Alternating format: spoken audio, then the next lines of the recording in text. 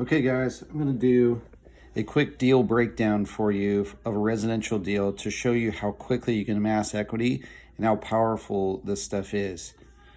So here I've got a scenario, $200,000 purchase price for an investment property. If you're doing it as an investment property, you're going to have to put $40,000 down right there. If you're doing this as a 2 to 4 unit investment property, it requires 25% down or $50,000. But if you buy it as an owner occupied residence with an FHA loan, $7,000 down. Now you've got closing costs along with that, but you can always negotiate for your seller to pay those for you. So I say this because if you're house hacking, what I mean by house hacking, if you're living in the house and then you're renting out the other units, like if you buy a duplex or a triplex or a quad, or even a single family home and renting out the other bedrooms, you can easily pay for that house and pay it down quickly by having no mortgage payment and renting out the other units. So here's what the gross income looks like at a 9% cap rate on a $200,000 purchase price. $18,000 gross income at 9%. Let's assume there's a 90% occupancy or 10% vacancy. That's $16,200. Taxes, let's estimate $2,000 per year. Insurance, $1,200 per year. Let's use 20% down for a single family, and let's just assume it's a single family residence investment property. So $40,000 down, $160,000 mortgage. Principal and interest payment is $810.70 per month, or $9728.40 per year. Here's your mortgage payment. Taxes $2,000, insurance $1,200. $1,800 a year in reserves for repairs and maintenance, $14,728 in expenses if self-managing the property, which is easy to do on one property. You just need to have contacts that are plumbers, electricians, roofers, handymen.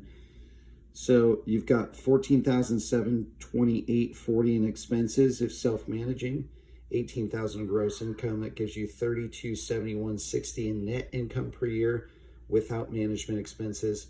So that's an 8.17% cash on cash return. That means you're making 8.17% yearly on your cash. So you'll make back your money. And I'll show you, you'll make it back actually quicker than that.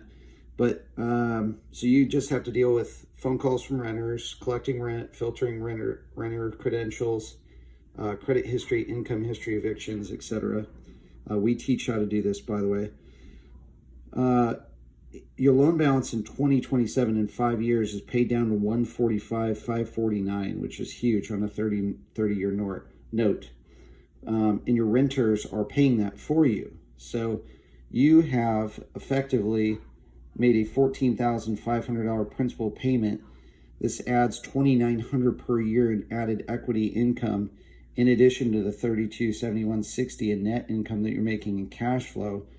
That's $61,71.60 per year for a 15.42% cash on cash return. So you're making back your whole 40 grand that you invested as a down payment. That $40,000 down payment, if you do it as an investment property, making it back in about 6 years, 6.5 years, with that return and with the principal pay down and with the rent that you're collecting. This doesn't even take into account depreciation, which offsets capital gains on your cash flow.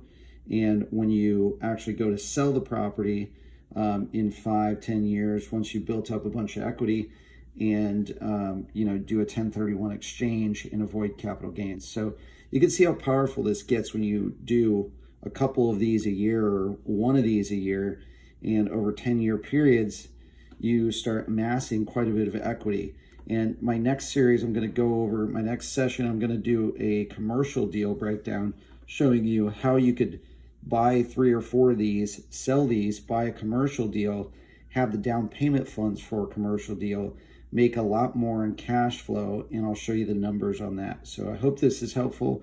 Hope you guys learn from this. And if I can help with anything real estate related with regard to coaching, mentoring, we've got classes, and reach out to me. Thanks so much.